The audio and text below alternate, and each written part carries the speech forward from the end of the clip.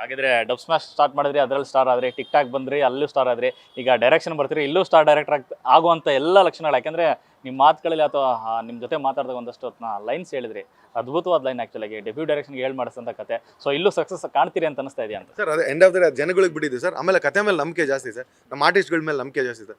ಅದು ಎಲ್ಲದಕ್ಕಿಂತ ಹೆಚ್ಚಾಗಿ ನಮ್ಮ ಟೀಮ್ ಸರ್. ನಮ್ಮ ಟೀಮ್ ಜೊತೆಗೆ ಏನಿದೆ ಅಲ್ಲ ಸರ್, ನಮ್ಮ ಜೊತೆ ನಿಂತಿರೋ ಟೀಮ್ಗಳು.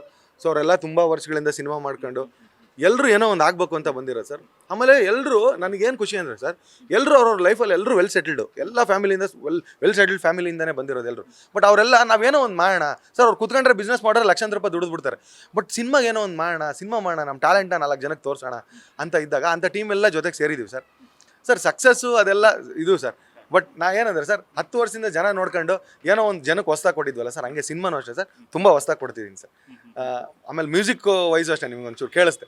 ಸೊ ಮ್ಯೂಸಿಕ್ ವಿಷಯದಲ್ಲೂ ಅಷ್ಟೇ ಸರ್, ಶಿವಣ್ಣನ ಸಾಂಗು ನಮ್ಮ ಮನೇಲಿ 16 ಚೀಲ ಕ್ಯಾಸೆಟ್ಸ್ ಇತ್ತು, ಒಂದಲ್ಲ ಎರಡಲ್ಲ.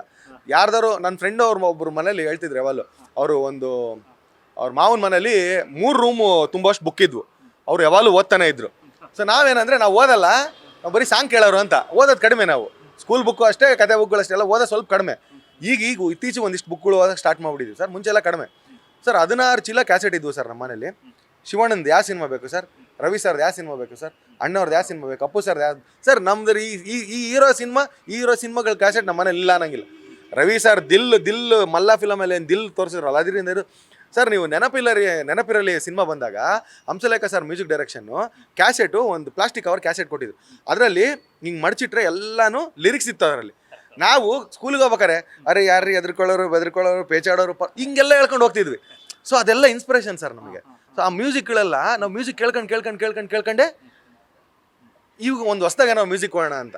ಸೊ ಅದೇ ನನಗೆ ಮೇಜರು ಸರ್ ಮ್ಯೂಸಿಕ್ಕು ಸರ್, ಸಕ್ಕತ್ ಇಷ್ಟ. ಇವಾಗ ನಮ್ಮ ರವಿ ಸರ್ ಆಗಲಿ, ನಮ್ಮ ಶಿವಣ್ಣನ ಸಾಂಗ್ ಆಗಲಿ, ಅಪ್ಪು ಸರ್ ಸಾಂಗ್ ಆಗಲಿ, ವಿಷ್ಣುವರ್ಧನ್ ಸರ್, ಎಲ್ಲರೂ ಸಿನಿಮಾಗಳಲ್ಲಿ ಸಾಂಗ್ ಪಕ್ಕ ಸೂಪರ್ ಹಿಟ್ ಆಗ್ತಿದ್ವಲ್ಲ ಸರ್. ಏನಂದರೆ ಆ ಮ್ಯೂಸಿಕ್ ಸೆನ್ಸ್ ಇತ್ತು ಸರ್ ಅವರಿಗೆ. ಈಗ ಅಪ್ಪು ಸರ್ ಒಂದು ಸಾಂಗ್ ಕೇಳಿದ ತಕ್ಷಣ ಅವ್ರಿಗೆ ಗೊತ್ತಿದೆ ಈ ಸಾಂಗ್ ಸಕ್ಕದಾಗಿದೆ, ಇದು ಮಾಡಿಸಿ. ಸೊ ಹಂಗೆ ಈಗ ಪ್ರೇಮ್ ಸಾರ್ ಅಂದ ತಕ್ಷಣ ಫಸ್ಟ್ ಹೇಳೋದೆ ಸಾಂಗು. ಸೊ ಹಂಗೆ ಅವರೆಲ್ಲ ನಮಗೆ ಇನ್ಸ್ಪಿರೇಷನ್ ಅಲ್ಲ ಸರ್. ನೀವು ಸಾಂಗ್ ಚೆನ್ನಾಗಿ ಮಾಡಬೇಕು, ಸಿನಿಮಾ ಅಂದ ತಕ್ಷಣ ಸಿನಿಮಾ ಚೆನ್ನಾಗಿ ಮಾಡ್ಕೊಂಡು ಸಾಂಗ್ ಚೆನ್ನಾಗಿ ಮಾಡದೇ ಇರೋದು, ಈ ಕಡೆ ಬರೀ ಸಾಂಗ್ ಚೆನ್ನಾಗಿ ಮಾಡಿ ಸಿನಿಮಾ ಇಲ್ಲ ಸರ್, ಎಲ್ಲನೂ ಚೆನ್ನಾಗಿ ಮಾಡ್ಕೊಂಬನ್ನಿ ಅಂತ ನಮ್ಮ ಹಿರಿಯರೆಲ್ಲ ಹೇಳ್ಕೊಂಬಂದಿದ್ದಾರಲ್ಲ ಸರ್. ಆ್ಯಕ್ಚುಲಿ ನಮಗೆಲ್ಲ ಇನ್ಸ್ಪಿರೇಷನ್ ಅವ್ರ ಸಿನಿಮಾ ನೋಡೇ ಅಲ್ವಾ ನಾವು ಸಿನಿಮಾ ಕಲ್ತಿರೋದು, ಅಷ್ಟೇ ಸರ್.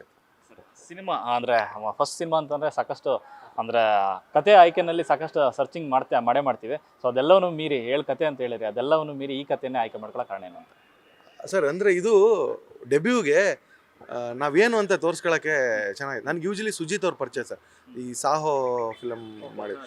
ಅವರು ಫಸ್ಟ್ ಸಿನಿಮಾನೇ ಸಾಹೋ ಮಾಡ್ಬೇಕು ಅನ್ಕೊಂಡಿದ್ರು.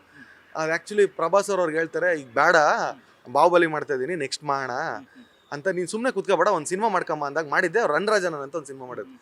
ಸಣ್ಣ ಕಾಮಿಡಿ ಸಿನಿಮಾ, ಸಣ್ಣ ಸ್ಕ್ಯಾಮ್ ಸಿನಿಮಾ, ದೊಡ್ಡ ಹಿಟ್ಟಾಗ್ಬಿಡುತ್ತೆ.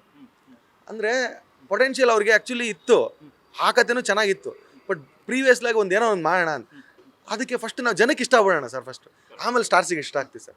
ಒಬ್ಬರು ಡೈರೆಕ್ಟರ್ ಆದವರು ಫಸ್ಟ್ ಜನಕ್ಕೆ ಇಷ್ಟ ಆಗ್ಬಿಡ್ಬೇಕು, ಜನಕ್ಕೆ ಇಷ್ಟ ಆದಮೇಲೆ ಸ್ಟಾರ್ಸಿಗೆ ಇಷ್ಟ ಆಗುತ್ತೆ. ಸೊ ಹಂಗೆ ಈಗ ಮಾಡಿರೋ ಕಥೆಗಳೆಲ್ಲನೂ ಒಬ್ರಿಗಿಂತ ಒಬ್ರಿಗೆ ನಮ್ಮ ಏನು ಇಂಡಸ್ಟ್ರಿಯಲ್ಲಿ ದೊಡ್ಡ ಸ್ಟಾರ್ ಇದೆಯಲ್ಲ ಅವ್ರಿಗೆಲ್ಲ ಒಪ್ಪುವಂಥ ಕತೆ ಸರ್.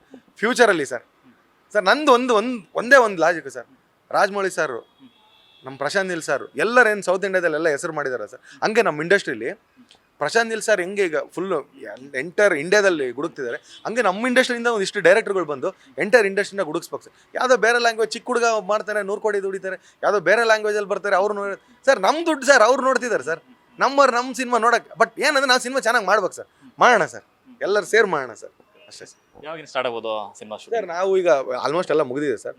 ನಾವು ಸೆಪ್ಟೆಂಬರ್ ಎಂಡಿಂದ ಹೋಗ್ಬಿಡ್ತೀವಿ. ಸ್ವಲ್ಪ ಮಳೆ ನಿಂತ ತಕ್ಷಣ ಇಮಿಡಿಯೇಟ್, ಸ್ವಲ್ಪ ಔಟ್ಡೋರ್ ಎಲ್ಲ ಜಾಸ್ತಿ ಇರೋದ್ರಿಂದ, ಮತ್ತು ಮಳೆ ಬಂದು ಸುಮ್ಮನೆ ತೊಂದರೆ ಕೊಡಬಾರ್ದಂತ ನಾವು ಮಳೆಗೆ ತೊಂದರೆ ಕೊಡ್ತಿಲ್ಲ ಸರ್. ಸೊ ಹಂಗಾಗಿ ಮಳೆ ಒಂಚೂರು ನಿಂತಂಗೆ ಅಕ್ಟೋಬರ್ ಮಿಡ್ಡಲ್ಲೆಲ್ಲ ಸ್ಟಾರ್ಟ್ ಮಾಡಿಬಿಡ್ತೀವಿ. ಪ್ರಿಪ್ರೇಷನ್ ಎಲ್ಲ ತುಂಬ ಚೆನ್ನಾಗಿ ಆಗ್ತಿದೆ ಸರ್. ಮುಂದಿನ ಪ್ರಶ್ನೆ ಅಂತಂದರೆ ಅಲ್ಲೂ ರಾವ್ ಅವರ ಮೊದಲ ಸಿನಿಮಾದ ನಾಯಕ ಯಾರು ಅನ್ನೋದು ಸರ್? ಅದು ಗೊತ್ತಾಗಲಿ ಸರ್. ಅಂದರೆ ಈಗ ಏನು ಗೊತ್ತಾ ಸರ್, ಆ ನಾಯಕ ನಟನ ನಾವೇನಾದ್ರು ಈಗ ಅನೌನ್ಸ್ ಮಾಡಿಬಿಟ್ರೆ ಸರ್, ಈಗ ಸುಮ್ಮನೆ ಹೇಳ್ತೀನಿ ಸರ್, ಅವರು ಒಂದಿಷ್ಟು ಕ್ಯಾರೆಕ್ಟರ್ ಸಿನಿಮಾಗಳು ಮಾಡ್ತಿದ್ದಾರೆ ಸರ್. ನಮ್ಮ ಇಂಡಸ್ಟ್ರಿಲಿ ಒಂದು ಗೊತ್ತಲ್ಲ ಸರ್, ಇವ್ರು ಕ್ಯಾರೆಕ್ಟರ್ ಮಾಡ್ತಿದ್ದಂಗೆ ಇವರಾಗಿದ್ದಾರೆ, ಇವ್ರನ್ನ ಕ್ಯಾರೆಕ್ಟರ್ ಕರಿಬಾರ್ದು ಅಂತ ಡಿಸೈಡ್ ಮಾಡ್ಬಿಡ್ತಾರೆ ಸರ್. ಇದರಿಂದ ಅವ್ರಿಗೆ ತೊಂದರೆ ಆಗೋದು ಬೇಡ, ಒಂದಿಷ್ಟು ಸಿನಿಮಾಗಳಿಗೆ ಸಿಗ್ತಿದ್ದಾವೆ, ಅದೆಲ್ಲ ಕಂಪ್ಲೀಟ್ ಮಾಡ್ಕೊಂಬಿಡ್ಲಿ, ಆಮೇಲೆ ನಾವು ಅನೌನ್ಸ್ ಮಾಡೋಣ ಸರ್. ಆಮೇಲೆ ಅನ್ಕೋಬೋದು ಯಾಕೆ ಆಮೇಲೆ ಕರಿಯಲ್ವಾ ಅಂತ, ಅದು ಆಮೇಲೆ ಬೇರೆ ಸರ್. ಅಟ್ ಪ್ರೆಸೆಂಟ್ ನಮ್ಮ ಕಣ್ಣು ಮುಂದೆ ಮಾತ್ರ ತಪ್ಪಾಗ್ಬಿಡಲ್ಲ, ನಮ್ಮ ಕಣ್ಣಿಂದ ತಪ್ಪಾದರೆ ನಾವೇನು ಮಾಡೋಕ್ಕಾಗಲ್ಲ, ಅಷ್ಟೇ ಸರ್. ಆ ಹೀರೋ ಒಳ್ಳೆ ಹೀರೋ ಸರ್, ತುಂಬ ನಿರ್ದೇಶಕರ ಜೊತೆ ನಟಿಸಿದಂಥ ಹೀರೋ. ಸುಮಾರು ಅವರು 200ಕ್ಕೂ ಹೆಚ್ಚು ಚಿತ್ರಗಳನ್ನ ಮಾಡಿದ್ದಾರೆ. ಸೊ ನಮ್ಮ ಸಿನಿಮಾ ಮುಖಾಂತರ ಮಾಡ್ತಿರೋದು ನಮಗೆ ಖುಷಿ ಸರ್. ಹಾಂ.